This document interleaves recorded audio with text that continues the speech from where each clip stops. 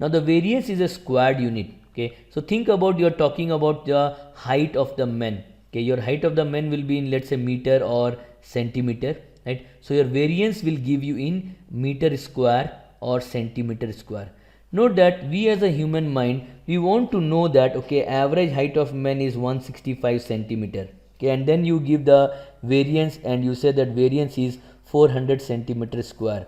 Okay, we as an individual are not able to understand this. Okay, so centimeter square, how it is relating to centimeter, we want to know that. We want to get a, this unit and this unit should be same, that is a linear measure we want, right? So variance is not a linear measure, it's a squared meter. We want the linear measure. So what we do is we take the square root of the variance, right? So the square root of the variance is your standard deviation, right? So it is for both the sample and the population. So we have sample standard deviation, we have population standard deviation. Population standard deviation we use the word sigma, and sample standard deviation we use S. Okay, so sigma will be root over sigma square. So your sigma square is this. So what we do is we do the, so sigma will be your sample, your population standard deviation will be equal to root of this.